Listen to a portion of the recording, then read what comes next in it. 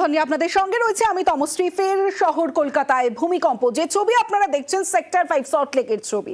এবং আজকে শুক্রবার, সপ্তাহের কাজের দিনে প্রত্যেকেই অফিসে ছিলেন, ঠিক সেই সময় কাজ করছিলেন। 1:22 ঘড়ির কাঁটা কম্পন অনুভূত হয় এবং ভূমিকম্পে রীতিমতো আতঙ্কিত হয়ে প্রত্যেকে নেমে আসেন। কারণ যে কারণে যেই সময় এই ভূমিকম্প অনুভূত হয় সেই সময় বিভিন্ন অফিসের লিফট বন্ধ করে দেওয়া হয়, সিঁড়ি দিয়েই হুড়োহুড়ি নেমে পড়ে যায় মানুষের মধ্যে, কারণ তারা আতঙ্কিত হয়ে পড়েন এবং খোলা আকাশের নিচে চলে যান। এবং যে ছবি আপনাদের দেখাচ্ছি সেক্টর 5 সল্টলেকের ছবি।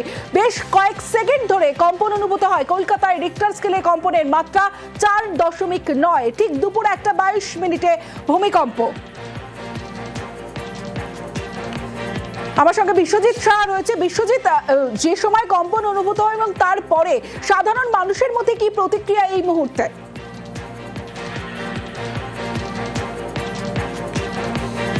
দেখো, একদমই প্রায় 1 ঘন্টা 8 মিনিট হয়ে গেল এই যে কম্পন বেশ কয়েক সেকেন্ড অনুভূত হয়েছে।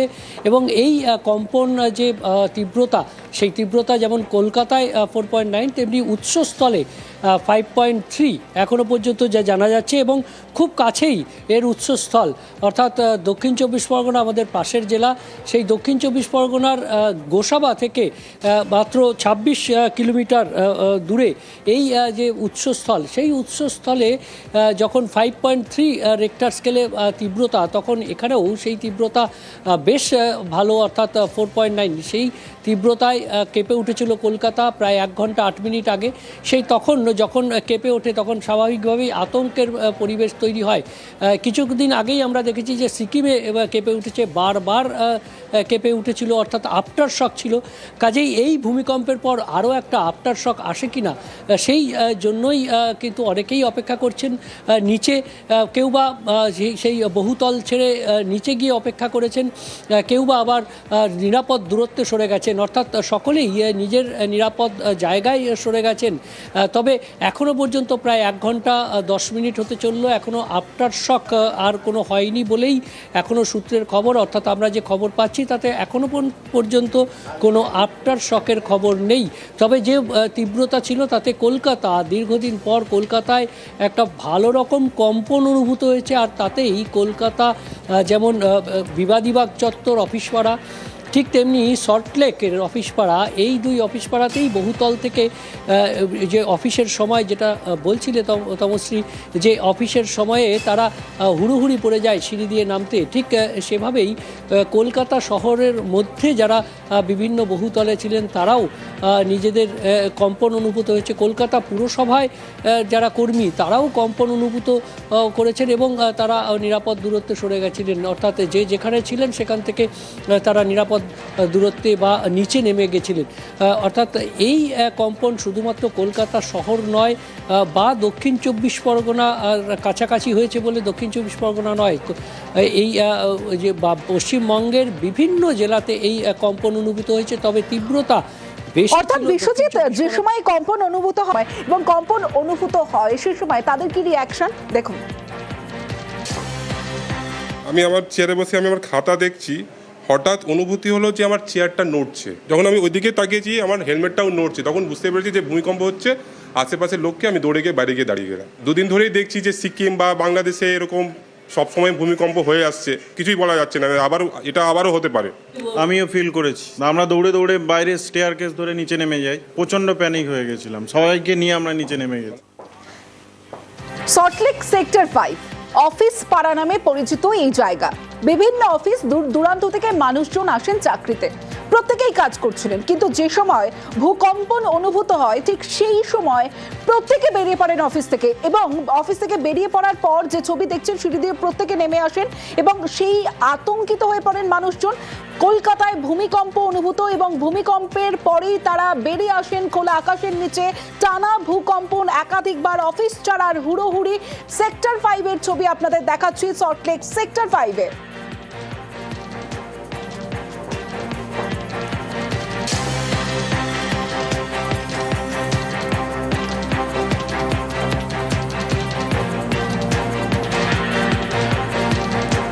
রিক্টার স্কেলে কম্পনের মাত্রা 4.9 কলকাতার একাধিক জায়গায় যে ছবিটা আপনাদের দেখাচ্ছে, বিভিন্ন জায়গার ছবি। আমার সঙ্গে গণেশ অ্যাভিনিউ থেকে সান্নিক রয়েছে আরেক প্রতিনিধি, সান্নিকের সঙ্গে কথা বলবো।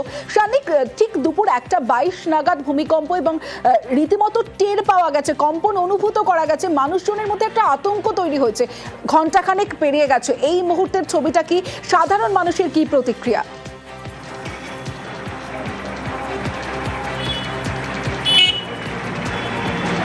দেখো, আতঙ্ক অনেকটাই প্রশমিত হয়েছে, কেননা যতটা সময় পেরিয়েছে আফটার শকের যে একটা চিন্তা থাকে, যে উদ্বেগ থাকে, সেই উদ্বেগ সময়ের সাথে সাথে কিছুটা কমেছে। যারা অফিস পাড়ায় বিভিন্ন অফিসে, এবং ডালহাউসি চত্বর মানেই তুমি জানো ব্রিটিশ আমলের প্রচুর বিল্ডিং রয়েছে এখানে, সেই বিল্ডিংয়ে যারা কাজ করছিলেন একেবারে ভূমিকম্পের পরেই তাদের সবাইকে একেবারে দৌড়ে সিঁড়ি দিয়ে নেমে আসতে দেখা যায়। পুরো ডালহাউসি অফিস পাড়ার প্রত্যেকটি অফিস থেকে লোকজন বেরিয়ে এসেছিলেন সেই সময় বাইরে। ঠিক এই ছবিটার পরে প্রায় ঘণ্টাখানেকের কাছে সময় পেরিয়ে গিয়েছে ইতিমধ্যেই, এবং তারপরে কিন্তু এখন আবার তারা আস্তে আস্তে নিজেদের কাজে গেছেন, কিন্তু একটা উদ্বেগ কিন্তু প্রত্যেকের মধ্যেই রয়েছে। খুব অল্প সময়ের ব্যবধানে পরপর শহর কলকাতায় একের পর এক ভূমিকম্প অনুভূত হচ্ছে, এবং আজকে 5.3 বা 5.4 এই রকম মাত্রার ভূমিকম্প হলেও যে ছবিটা দেখা যাচ্ছে যে এপিসেন্টার থেকে দূরত্বটা খুব কম, সেই কারণে খুব ভালোভাবে আজকে কিন্তু জোরালোভাবে আজকের এই ভূমিকম্প অনুভূত হয়েছে শহর কলকাতায়। ঠিক সেই কারণে আজকে মানুষের মধ্যে আতঙ্কের ছবিটাও কিন্তু যথেষ্ট ভালোভাবে দেখা গেছে, এবং যখন এই উদ্বেগের ছবি দেখা যাচ্ছিল সেই সময় কিন্তু প্রশাসনের তরফে বারংবার মানুষজনকে বোঝানো হয়েছে যে যদি আবারও যদি আফটার শকের যে একটা বিষয় থাকে সেরকম হলেও যেন তারা এইভাবে বেরিয়ে আসেন চট করে, কেননা সেক্ষেত্রে কিন্তু বিল্ডিংয়ের ভেতরে থাকাটা বিপজ্জনক। এখন আবারও স্বাভাবিক ছন্দে অফিস পাড়া ফিরতে পেরেছে, মানুষজন তাদের কাজে কিন্তু আবারও ফিরেছেন। বেশ, ঠিক, কারণ ঘন্টাখানেক অতিক্রান্ত, এখন স্বাভাবিক ছন্দে আবার ফিরছে, অর্থাৎ কাজে ফিরছেন মানুষজন, সেই ছবি আপনাদের দেখাচ্ছি। তবে কলকাতায় ভূমিকম্প 1:22 নাগাদ যে ভূমিকম্প, তার উৎসস্থলের দিকে যদি নজর রাখি আমরা, সাতক্ষীরায়, বাংলাদেশের সাতক্ষীরা, এবং সেই সাতক্ষীরার রিক্টার স্কেলে কম্পনের মাত্রা ছিল 5.3, আর তার জেরেই কলকাতায় কম্পন অনুভূত হয়, এবং শুধুমাত্র কলকাতায় নয়, জেলায় জেলায় ছবিটা একই। ডালহাউসি চত্বর থেকে রয়েছে আমার সঙ্গে আমার আরো এক প্রতিনিধি প্রীতি রয়েছে, সরাসরি প্রীতির কাছে চলে যাব। প্রীতি, যেই মুহূর্তে ভূকম্প অনুভূত হয়, অর্থাৎ ভূমিকম্প হয় 52 সেকেন্ডে যে ভূমিকম্প, সেই সময়ের ছবিটা ডালহাউসিতে ঠিক কেমন ছিল?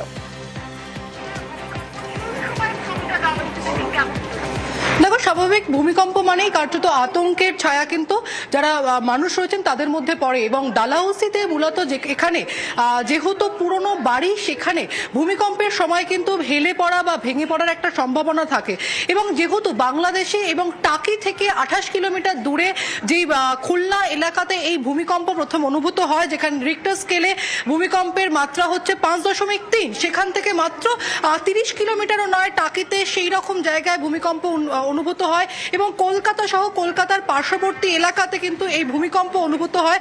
স্বাভাবিকভাবেই অন্যান্য জায়গার মতন কলকাতা এবং কলকাতার বুকে দাঁড়িয়ে ডালহাউসি, যা অত্যন্ত পুরনো বিল্ডিং এ সমৃদ্ধ এবং অত্যন্ত পুরনো বাড়ি রয়েছে, আমরা দেখেছি অফিস চলাকালীনে কিন্তু মানুষ তারা কিন্তু 3 তলা বা 4 তলা যেই ফ্লোরে ছিলেন সেই ফ্লোর থেকে আতঙ্কের ছায়া নিয়ে নিচে নেমে পড়েন। বেশ, একাধিক